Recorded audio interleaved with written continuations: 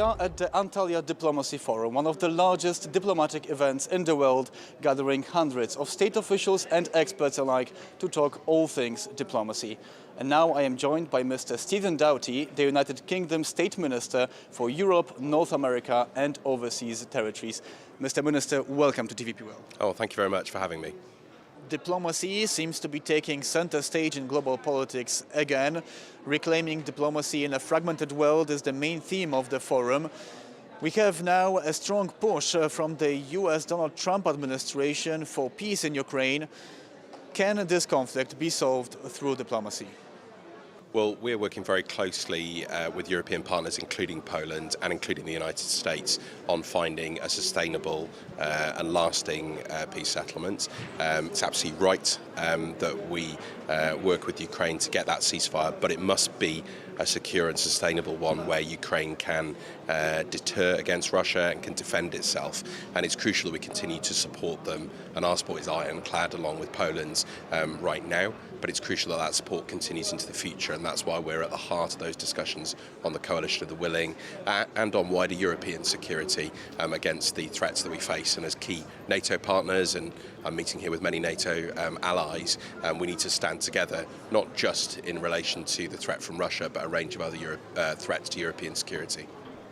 Ukraine has so far agreed to the immediate ceasefire. Russia has not. How do you solve that issue?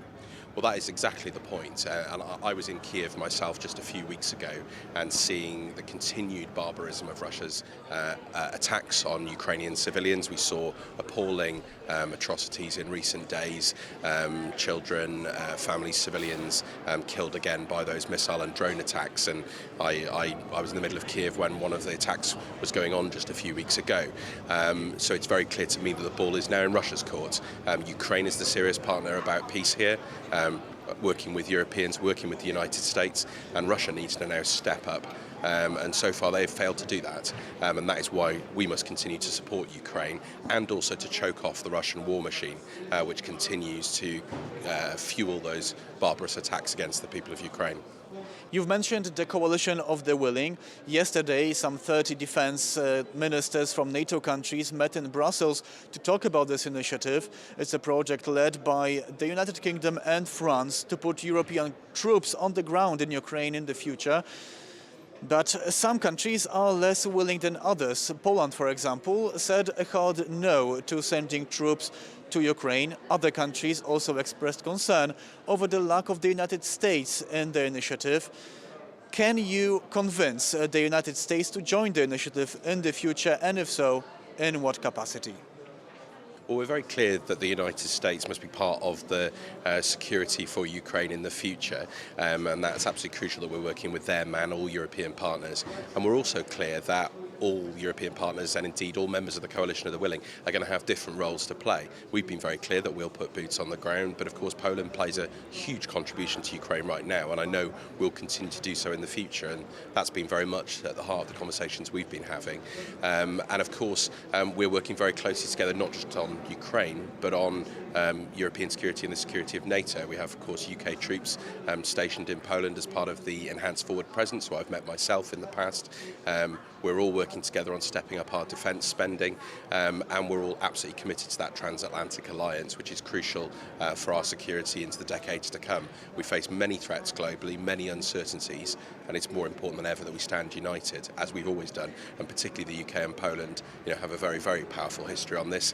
My own grandfather served in the Second World War at Arnhem at the same time as Polish paratroopers were fighting just miles away.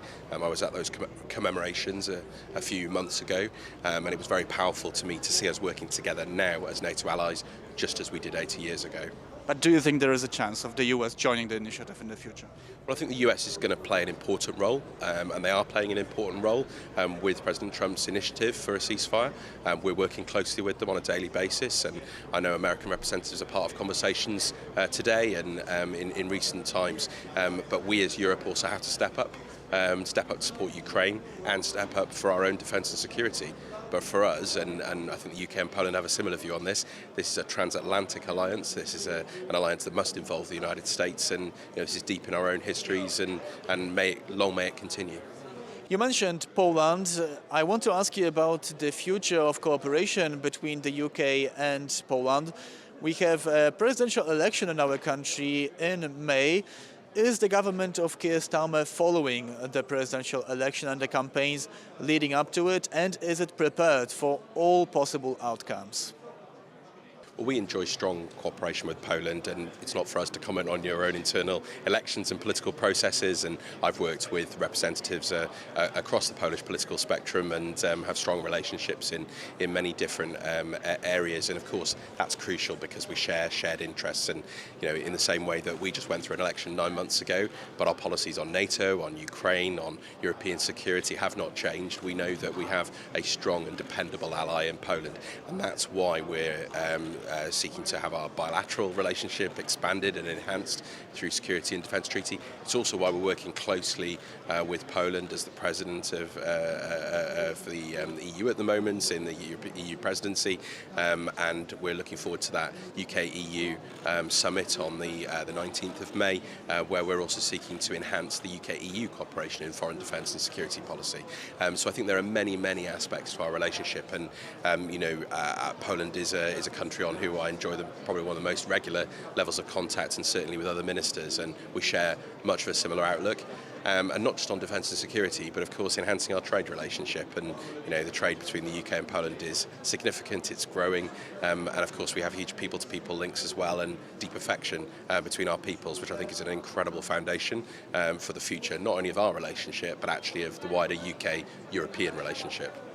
You've mentioned trade. I also want to circle back to the United States. It's impossible not to talk about tariffs in this context. US President Donald Trump has so far suspended most of the high tariffs across the board, leaving most countries with the 10% tariffs, of course excluding China, which still has the biggest tariffs imposed on it. I want to ask you, with Donald Trump changing his mind on this issue almost on a daily basis, can you consider him a reliable partner? Well, look, it's not for me to give a running commentary on the different developments on tariffs in the markets, but what I will say is that we will also always defend the UK national interest when it comes economically, and we're also having productive and constructive conversations with the United States, and we're seeking our own arrangements with them economically and otherwise. Those are very positive and constructive discussions, and the relationship between the UK and the United States is a special one. It's endured for decades, it continues to endure, and it will endure into the future, not just in terms of security and defence, but also economically. And the ties between our peoples are very deep, just the same as between the UK and Poland. So I think actually the UK, Poland, and the United States, have many common agendas here. But of course, we will always stand up for British jobs and British workers and our industries, and that's exactly what the Prime Minister has been doing. But what President Trump and his administration decide to do in terms of the US economy is obviously for them to decide. But we will stand up for our interests and our workers, and that's exactly what's been happening the last few days. Mr. Minister, thank you so much for taking your time and speaking with us today. Pleasure, always. You were watching an interview with Mr. Stephen Doughty, the UK State Minister for Europe, North America and Overseas Territories. My name is Kazimierz Łysiak and you're watching TVP World.